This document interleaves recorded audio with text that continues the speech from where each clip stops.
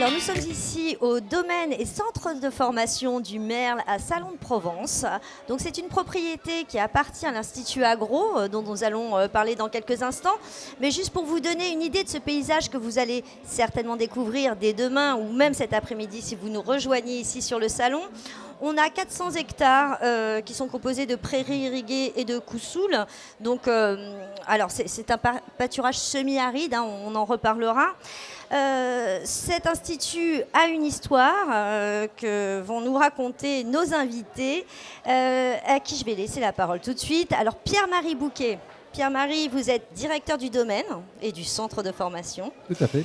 À vos côtés, Aurélie Chassagne, merci d'être ici, qui est directrice des services d'appui à l'Institut Agro à Montpellier. Voilà. Alors Pierre-Marie, la petite histoire du domaine qu'on aime tant. Alors c'est une histoire qui remonte à une centaine d'années. Cette propriété avait été constituée par le rassemblement de plusieurs exploitations agricoles qui ont donc été achetées par une famille de banquiers marseillais, la famille Abraham, et qui l'ont fait prospérer, qui l'ont consolidé. Et puis l'un des descendants, donc Félix Abraham, à son décès, puis au décès de sa veuve, la famille, qui était effectivement férue d'agriculture et d'élevage, n'avait pas de descendants directs, pas d'enfants. Et donc ils ont légué ce domaine, toute la propriété, qui faisait près de 440 hectares à l'époque. Ça a été légué dans les années 30 à l'école qui s'appelle aujourd'hui l'Institut Agro. C'est ça. Alors, je crois qu'on a ce site ici, mais vous avez aussi des terres en alpage, ou je dis une grosse bêtise? Alors, les terrains, on est effectivement propriétaire d'une partie de l'alpage, mais ces terrains ne faisaient pas partie du legs. Ils ont été acquis plus tard. Plus tard. Alors, ils ont été acquis très certainement parce que depuis 1930, ici, on forme les bergers transhumants. Donc, ceux que vous allez rencontrer cet été quand vous irez vous balader dans nos belles montagnes de Provence, sont formés ici. Combien on forme de bergers par an? Alors, chaque année, on forme une vingtaine de bergers salariés. C'est un métier à la mode, hein, non? Oui, c'est un métier à la mode. Pour quelle raison, je ne sais pas. Sans doute pour une raison quand même importante, parce que la sélection des candidats se fait notamment sur la motivation, sur la solidité du candidat. Et effectivement, dans les arguments des candidats, il y a un retour à la nature que l'on sent très fort. Oui, on voit notamment chez les jeunes autour de nous quand même... alors, peut-être parfois avec une vision très romantique du métier de berger, mais ça quand arrive. même... Oui. Mais c'est pas grave. On ne les prend pas si c'est un peu trop romantique, je vous rassure. Alors, ici, vous formez donc des bergers transhumants, mais pas que. Alors, la formation ici sur le domaine, c'est la formation phare, c'est celle de bergers salariés transhumants, mais nous accueillons aussi différents modules ou des gens qui viennent de Montpellier, des masters, des ingénieurs ou des licences pro, GENA, etc. Donc parce qu'on a ici une spécificité, un territoire qui présente beaucoup d'intérêt. Très bien. Alors peut-être Aurélie, nous dire deux mots sur l'Institut Agro, parce que c'est quand même une grosse maison. Je vais vous proposer de partager le micro. L'Institut Agro, alors, qui est à Montpellier, je retiens mon super gros, qui est à Montpellier, mais vous regroupez l'Institut Agro, plusieurs écoles. Oui, l'Institut Agro est maintenant un établissement d'enseignement supérieur agricole national. Oui. Qui s'appuie sur 3 écoles qui ont été regroupées récemment. Donc, une à Montpellier, donc, dont le domaine du Merle dépend, une à Rennes-Angers et une à Dijon. Donc, c'est un établissement qui maintenant est composé d'à peu près 5000 étudiants, forme à peu près 5000 étudiants par an, avec près de 1400 personnels et 300 enseignants-chercheurs. Donc, avec une valence formation très forte, avec un très grand nombre de types de formation dans tous les domaines couverts de l'agriculture, l'alimentation, l'environnement et tout ce qui est paysage.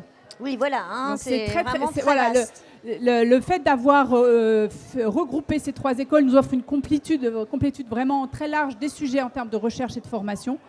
Donc, mais on rentre à l'Institut Agro après le bac. Comment ça se passe? Alors, on a plusieurs types de formations. De infra-bac avec le diplôme dont a parlé Pierre-Marie et jusqu'au doctorat.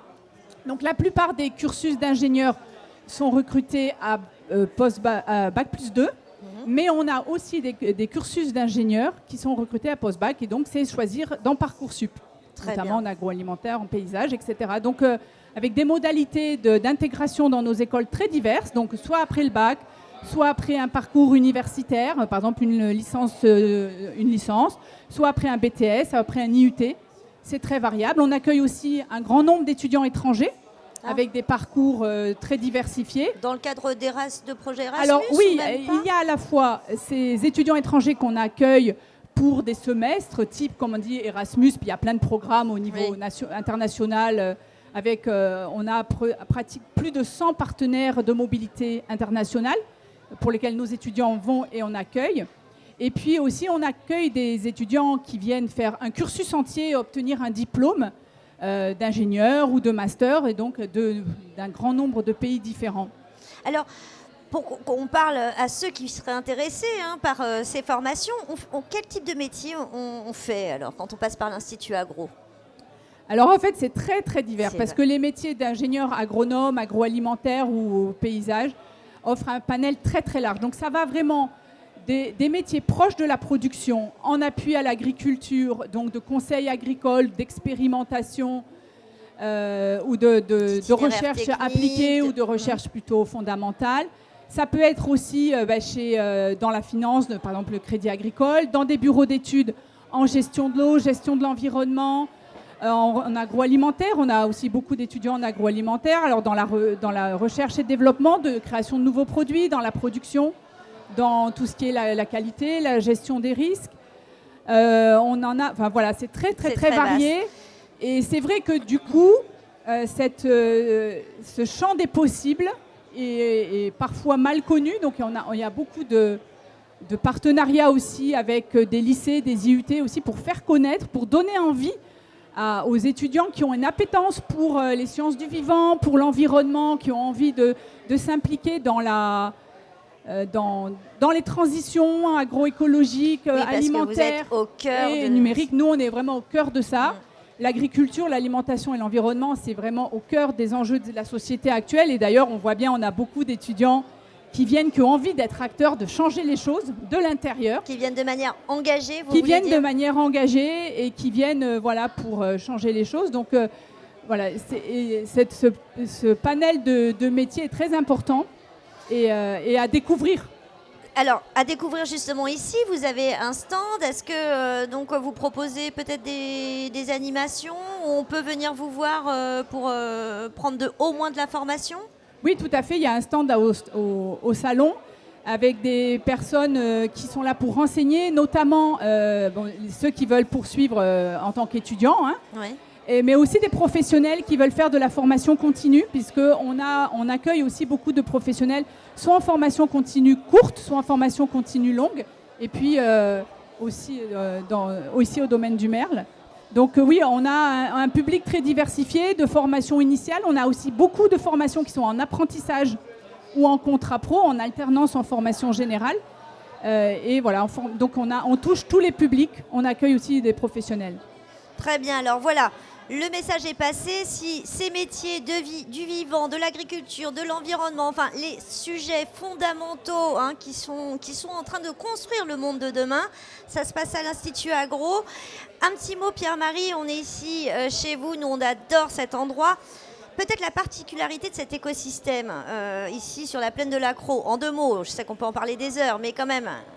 La particularité de cet écosystème, c'est que c'est vraiment un équilibre entre les 2 grosses productions, enfin les 2 principales productions, entre la production ovine et la production fourragère.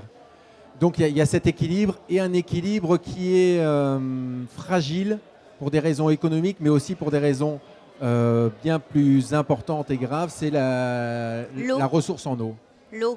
Aujourd'hui, l'eau est un enjeu extrêmement important, et sans l'eau, sans cette continuité dans nos pratiques avec l'irrigation gravitaire, tout cet équilibre sera rompu.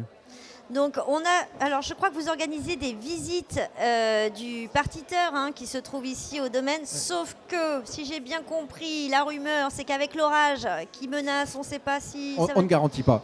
On ne garantit pas, mais il y en aura peut-être. De toute façon, un mot sur ce partiteur, parce qu'ici on a un système quand même assez exemplaire d'irrigation.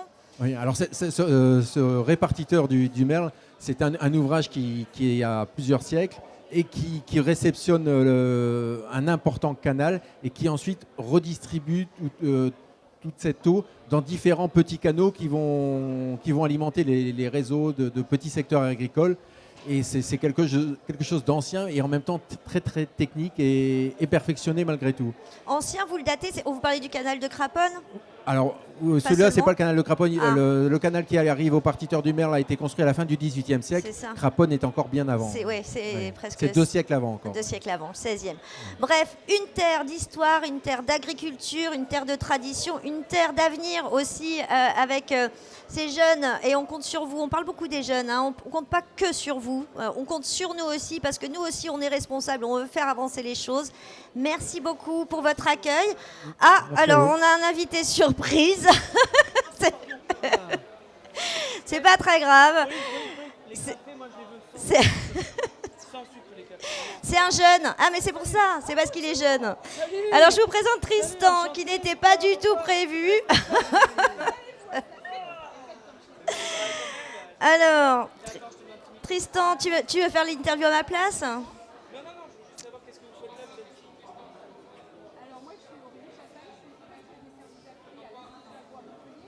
Alors, Aurélie est en train de raconter à Tristan ce qu'elle fait. Pierre-Marie aussi. Je vous propose de les laisser travailler. Quittons l'antenne parce que je ne sais pas de quoi Tristan est capable dans quelques minutes. À tout à l'heure.